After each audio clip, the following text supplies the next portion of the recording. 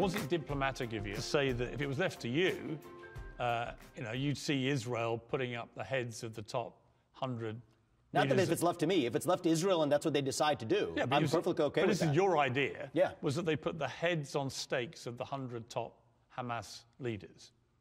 That's not diplomacy, is it? I mean, that's going to be literally pouring a bucket of fuel onto a raging fire. I actually think that might be far better, Piers, as an alternative to a prolonged ground invasion with Gaza involving a bunch of civilians versus taking the top 100 leaders of a terrorist organization that are carrying out a form of genocide. Isn't that the kind of medieval barbarism which they perpetrated on the people of Israel on October the 7th, which I think there's one crucial difference. The civilized world should seek to be above, shouldn't they? Piers, there's a real difference there, a fundamental difference. One is an armed militia doing it against civilians versus going after the perpetrators, and I specifically said the top 100 leaders of Hamas. And this is a fun conversation. It's interesting to me because I've actually just taken objections the other way, saying that that's far too limited in scope, right? Just to say the top 100 leaders of Hamas. Well, why wouldn't we expand the scope of who we hold responsible? So yes, I do think that's diplomacy. But Barack Obama never showed images of a dead Osama bin Laden. He didn't feel that would be the right thing to do. He felt that would be too inflammatory, is my understanding. Well, I'll say two things in response to that. That's Barack Obama is not my arbiter of what counts as good diplomacy or not. And second is each situation is different. I mean, each situation is different about asking what is in the American self-interest. So I'm not saying, on the Israel point, I was very clear in my speech when I brought this up. That is, I said it about 3 times, that is Israel's decision to make, not ours.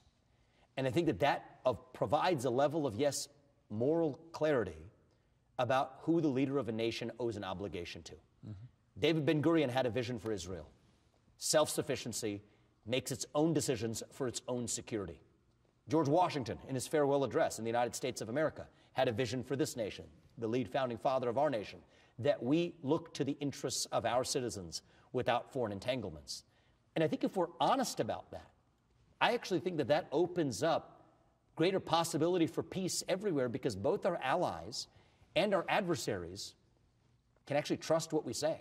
Red lines will actually be red lines because if they're crossed, it means it really violates the national self-interest. One of the other candidates for President Ron DeSantis has said that the students who've been protesting across American campuses, very pro-Palestinian, a lot of Jewish students feeling very threatened by it, some of these students actually beaming pro-Hamas imagery to the buildings at George Washington University and so on, that they should be taken out. If they have visas, they should be revoked and so on.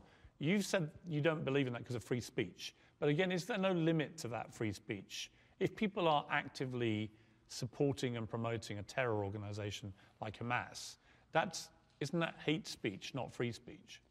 Well, to be clear, I am an ardent defender of the First Amendment. So I agree with you. So the First Amendment does not protect against actual incitement to violence, to say, hey, go kill that guy right there, do it now, shoot him. That's not protected speech. What about saying Hamas is great? So in the U.S., the jurisprudence on this, I mean, the U.S. is very clear. Anything that is an expression of an opinion is protected. So if you're expressing an opinion, however heinous, that opinion is protected by the First Amendment. All opinions are protected. Now, my view is some of those are heinous opinions. We're the country, the United States of America, who said the Nazis could march in Skokie, Illinois. Many people around the world would disagree with that, but that's what makes America itself. I disagree vehemently with those Nazis, but I will defend to the death in this country, the right of anybody to express their opinion. You'll defend to the death the right of people to be Nazis in America? The right of people to express an opinion. Being a Nazi can involve more than that, right? If you're taking action based on that, no. Heck no. But if you want to... But if you're promoting and supporting a Nazi ideology, why would you want to accept that in America? I don't want to accept that. The way we defeat it... Why would you tolerate it? I don't tolerate it. We don't tolerate it through more speech. You defeat it in the marketplace of ideas, and we're not tolerating it. Because think about what you're doing to somebody who has that nasty opinion and then tell them that they have to keep it to themselves. You tell people they can't speak, they scream. But would you allow people If you tell people they can't scream, that's when they take physical action. But so I don't want to see that. But would you be happy to see pro-Nazi No, marches? I'm not happy. Of course I'm not happy. If you're President of the United States, you would allow it to happen. Nazi marches. I'll tell you something deeper, Piers. This is how it works in the United States. It's not even my power to decide whether to allow it to happen. The Constitution and the Supreme Court has already long held that the expression of heinous opinions is part of the American constitutional life. To say that the government, no government actor, should ever decide which opinions can and cannot be expressed. Let me read you a quote from Nikki Haley, one of your other rivals to be president. She says, you want to go and defund Israel, you want to give Taiwan to China, you want to go and give Ukraine to Russia. Under your watch, you will make America less safe. Now, we've discussed Israel. You've clarified your position on Taiwan, and I think it's significant that you've now said you would send in American troops to defend Taiwan should China try and attack it. I said we would militarily defend. You'd send troops in? It depends on whether ground troops are actually what matter or not. You could talk about destroyers. You could talk about SSGNs. But you would send American military in to defend the Taiwanese? We would militarily defend Taiwan, yes, at least until we've achieved semiconductor independence. I mean, that wasn't and I'm the only candidate who said it. But this brings me neatly to Ukraine. Yes. Which was invaded and attacked. It's a sovereign democratic country. It was attacked. Democratic with an asterisk. No. Democratic. With an asterisk. Well, it had a massive majority voted for democracy. Well, much of the regions that are occupied haven't been represented in Ukraine's parliament for 9 years. Right. So, table stakes discussion there. But it is, okay, you can call it asterisk democracy. I'll say democracy. But it was attacked and invaded by Russia. And you originally, when you first tweeted about it, you were quite censorious about what Russia had done and pro-Ukraine. Your rhetoric changed. I wasn't pro-Ukraine, but I found it offensive. I mean, I've said this at every step. Putin is a craven dictator. Okay, Putin is absolutely a craven dictator. Is he a war criminal? I don't know. I don't have enough information to suggest he's a war criminal. The ICJ makes that judgment. Again, the U.S. president. You don't think what he's done in Ukraine constitutes a war crime?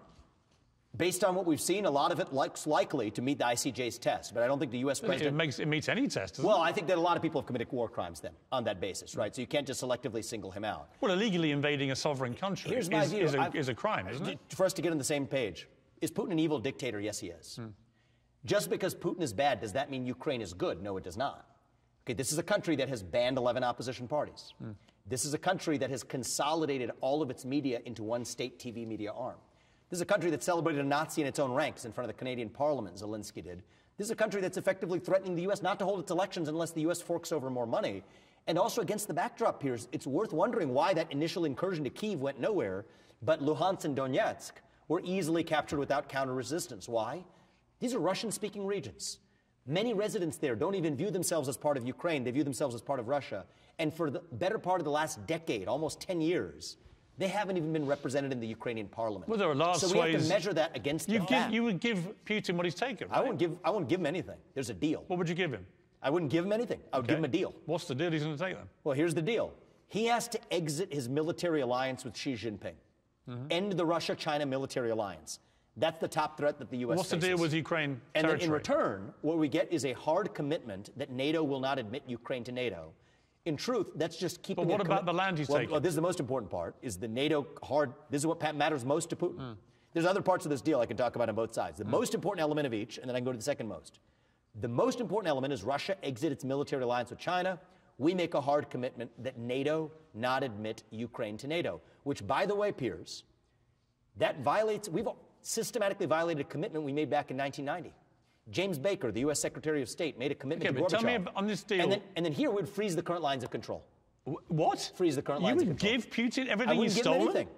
I would freeze the current lines of control. What do you mean? What does that mean? These are Russian-speaking regions that are occupied today. You would literally give Putin what he's stolen. You would give a guy... I'm not giving him anything. I'm giving him a deal. What did you describe him as to me again? It's conditioned. What did you call Putin? He's an evil dictator. You give an evil dictator... So are countless others. Land he's stolen by killing people. You would give him the land. Pierce, I'm not going to give him anything. I'm giving him a deal. You've just said you give him the whole...